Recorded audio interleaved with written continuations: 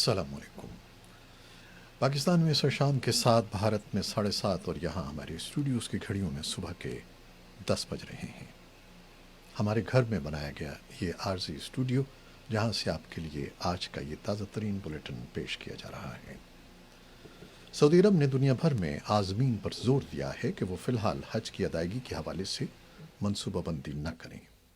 دنیا بھر میں کرونا وائرس کی وبا کے سبب سعودی عرب کے ایک اعلیٰ عہدیدار نے رواں برس حج ادا کرنے کے خواہش مند 20 لاکھ مسلمانوں کو تجویز دی ہے کہ وہ یہ مذہبی فریضہ ادا کرنے کا ارادہ فی الحال مؤخر کر دیں۔ امریکی خبر رساں ادارے ایسوسی ایٹڈ پریس کے مطابق سعودی عہدیدار کی مسلمانوں کو تجویز دینے کی وجہ یہ بتائی جاتی ہے کہ کورونا کے وبا کے سبب فریضہ حج کو محدود کیا جا سکتا ہے۔ سعودی عرب نے فروری میں کورونا وائرس پھیلنے کے خدشات کے پیش نظر عمرہ زائرین کے ملک میں داخلے پر پابندی عائد کر دی تھی۔ بعد ازاں مارچ کے پہلے ہفتے میں غیر ملکیوں کے بعد سعودی شہریوں پر بھی عمرے کی ادائیگی پر پابندی عائد کر دی گئی تھی۔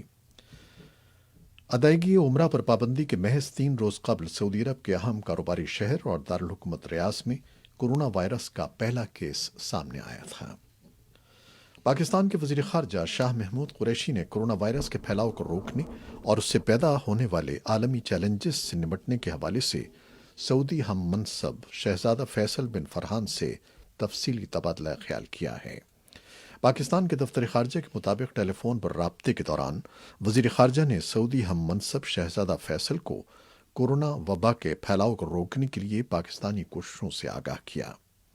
پاکستانی دفتر خارجہ کے مطابق سعودی وزیر خارجہ نے بتایا کہ موجودہ عالمی چیلنج کے پیش نظر محدود معاشی وسائل کے حامل ممالک کے قرضوں کو ری اسٹرکچر کرنے کی تجویز اور ان ممالک کو اقتصادی معاونت پر دنیا کے امیر ترین ممالک کی تنظیم G20 کے اجلاس میں جائزہ لیا گیا ہے۔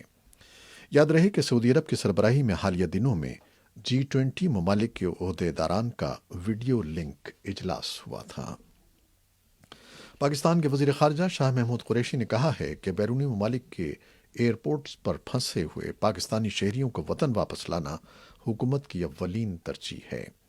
وزیر خارجہ نے یہ بات بدھ کو اسلام آباد میں ان کے زیر صدارت ہونے والے اعلیٰ سطحی اجلاس کے دوران کہی۔ وزیر خارجہ نے اجلاس کو بتایا کہ بیرون ملک سے پروازوں کی پاکستان آمد کے منسوخ ہونے کی وجہ سے بیرونی ممالک میں پھنسے ہوئے پاکستانی شہریوں کی مرحلہ وار وطن واپسی کے کئی طریقہ کار زیر غور ہیں۔ انہوں نے کہا کہ ایک آزمائشی پرواز کے ذریعے تمام تر احتیاطی پروٹوکول کا خیال رکھتے ہوئے 170 پاکستانی مسافروں کو تھائی لینڈ سے پاکستان واپس لایا گیا ہے۔ ان کے بقول ان تمام مسافروں کی ملک آمد پر ان کی کورونا وائرس کے ٹیسٹ ہوئے جو ان کے بقول تمام کورونا وائرس کے وبا کے منفی پائے گئے۔ پاکستان میں کورونا مریضوں کی تعداد 2071 ہو گئی ہے۔ اب تک 82 افراد اس بیماری سے صحت یاب ہوئے ہیں جبکہ 26 افراد جان کی بازی ہار گئے ہیں۔ گزشتہ 12 گھنٹوں کے دوران 137 نئے کیسز سامنے آئے ہیں۔ دوسری جانب سپریم کورٹ آف پاکستان نے کورونا وبا کی وجہ سے ملک بھر کی جیلوں سے قیدیوں کی رہائی کے خلاف دائر پیٹیشن کی سماعت کے دوران کہا ہے کہ سندھ میں قیدیوں کی رہائی سے جرائم میں اضافہ ہو رہا ہے۔ عدالت کا کہنا تھا کہ جیلیں خالی کرنے سے کورونا وائرس ختم نہیں ہوگا۔ پاکستان کے صوبہ پنجاب کے دارالحکومت لاہور کے علاقے رائے ونڈ میں کورونا وائرس کے کیسوں کی تعداد میں اضافہ دیکھنے میں آیا ہے۔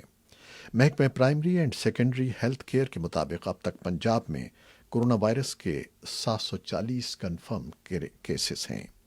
محکمہ صحت کے مطابق تبلیغی اجتماع کے پہلے روز ہی پاکستان سمیت دنیا بھر سے لوگ اجتماع میں شرکت کے لیے پہنچ گئے تھے۔ جب سب لوگ آ گئے تو اجتماع کو منسوخ کر دیا گیا۔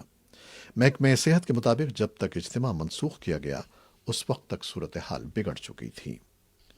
خیبر پختونخوا میں ایک طرف تبلیغی جماعت سے منسلک افراد کے خلاف حکومتی سطح پر اور بعض نجی ٹیلی ویژن پر ہونے والے تبصروں نے مذہبی سیاسی جماعتوں کے رہنماؤں اور کارکنوں میں اضطراب پایا جاتا ہے تو دوسری طرف صوبائی حکومت کی جانب سے مساجد میں نماز باجماعت ادا کرنے پر پابندی کے فیصلے کو نظر انداز کیا جا رہا ہے۔ تاریخی مسجد محبت خان سمیت کئی ایک مساجد میں درجنوں افراد نماز باجماعت ادا کرتے رہتے ہیں۔ تاہم صوبے کے بعض دور دراز اضلاع میں مساجد کے خطبہ از خود اعلانات کر کے لوگوں کو گھروں کے اندر نماز ادا کرنے کے احکامات دے رہے ہیں۔ صوبے میں کورونا وائرس سے متاثرہ مریضوں کی تعداد میں اضافے کے پیش نظر حکومت کی کوشش ہے کہ لاک ڈاؤن پر مکمل عمل درآمد کیا جائے۔ اور نئی دہلی کے بستی حضرت نظام الدین میں واقع تبلیغی جماعت کے مرکز میں ٹھہرنے والے مندوبین میں سے متعدد کورونا پازیٹو پائے جانے کے ساتھ بھارت میں کورونا کیسز کی تعداد بڑھ کر 1637 ہو گئی ہے، جبکہ ہلاک شدگان کی تعداد 38 ہے۔ وزارت داخلہ کے مطابق 13 سے 15 مارچ تک یہ تبلیغی اجتماع مرکزی نظام الدین میں منعقد ہوا۔ وزارت کے مطابق 824 غیر ملکی باشندوں نے ملک کے مختلف علاقوں کا دورہ کیا ہے۔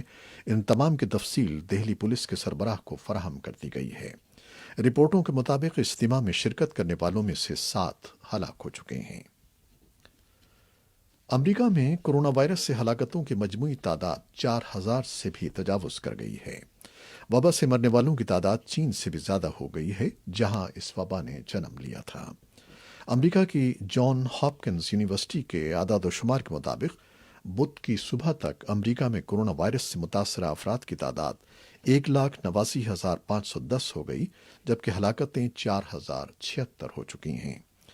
کورونا وائرس کی جنم بھومی چین میں اس وبا نے 3,310 افراد کی جان لی تھی، تاہم امریکہ میں ہلاکتیں چین کے مقابلے میں زیادہ ہیں اور اس وبا پر قابو پانے کے لیے کوششیں کی جا رہی ہیں۔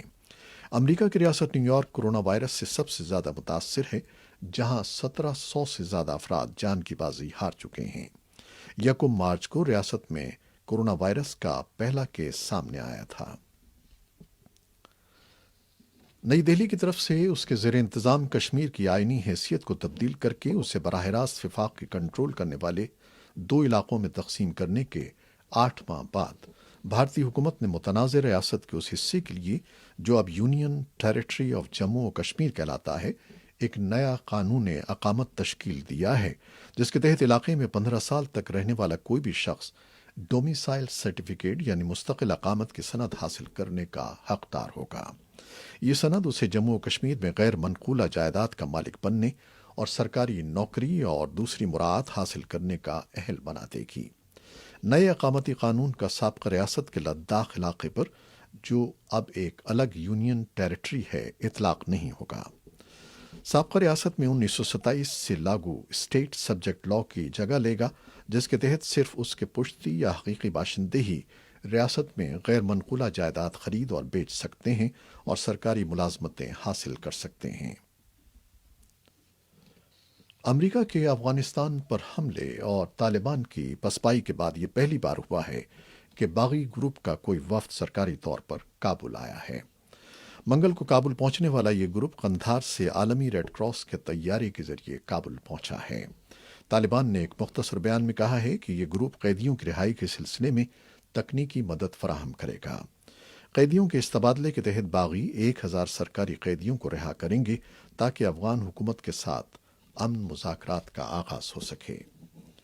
اور نیٹو کے وزرائے خارجہ کا اجلاس جمعرات کے روز سے برسلز میں شروع ہو رہا ہے۔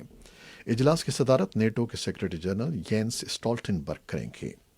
اجلاس سے پہلے بدھ کے روز باتیں کرتے ہوئے نیٹو کے سیکرٹری جنرل یینس اسٹولٹنبرگ نے کہا کہ ان کا اتحاد افغانستان میں اپنی موجودگی میں کمی کا عمل شروع کر رہا ہے، لیکن یہ حالات پر مبنی ہوگا۔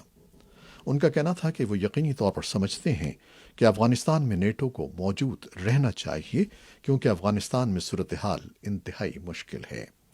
انہوں نے نیٹو فوجیوں کی تعداد کو کم کر کے 12,000 تک لانے پر بھی بات کی۔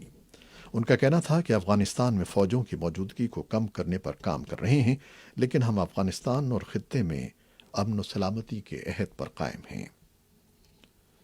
میکسیکو میں استغاثہ اس فرد یا افراد کو سزا دلانے کے عزم کا اظہار کر رہے ہیں جنہوں نے ایک صحافی خاتون کو اس ہفتے قتل کیا ہے۔ میکسیکو کے ایک روزنامے کی نمائندہ ماریا ایلینا ژالاپا کو مشرقی ریاست ویرا کروز فیرل میں گولیاں مار کر ہلاک کر دیا گیا۔ پولیس نے بتایا کہ فیرل کو موٹر بائکس پر سوار مسلح افراد نے اس وقت گولیوں کا نشانہ بنایا جب وہ اپنی گاڑی میں سوار ہو رہی تھی۔ فیرل نے کئی مرتبہ شکایت درج کرائی تھی کہ انہیں موت کی دھمکیاں ملتی رہی ہیں۔ اور ایشیائی منڈیوں میں بدھ کے روز بھی گراوٹ رہی، کیونکہ کورونا وائرس کے بارے میں ناخوشگوار خبریں جاری ہیں۔ जापान, हांगकांग और शंघाई की मंडियों में मंदी का रुझान रहा। ऑस्ट्रेलिया में इंडेक्स में इजाफा हुआ। इससे पहले अमेरिका में मंगल के रोज वॉल स्ट्रीट, डाउ जोन्स और नेस्डैक में होने वाली गिरावट ने भी एशियाई मंडियों में मंदी के रुझान को बरकरार रखा। कोरोना वायरस के बायस ऑस्ट्रेलिया की अखबारी सनत को शदीद नुकसान पहुंचा है। रूपर्ट मर्डॉक के ज़ेर इंतज़ाम चलने वाली मीडिया न्यूज़ कॉरपोरेशन ने 60 इलाकाई अखबारात की इशात बंद करने का ऐलान कर दिया है। ये थी वो खबरें जो फेसबुक लाइव पर हमने आपके लिए पेश की। आपको बताते चलें कि हमारी वेबसाइट पर ये बुलेटिन पोस्ट कर दिया जाता है और यूट्यूब पर भी ये मौजूद रहता है, तो आप इसे देख सकते हैं। खालिद हमीद को अब इजाज़त दीजिए। अल्लाह हाफिज़।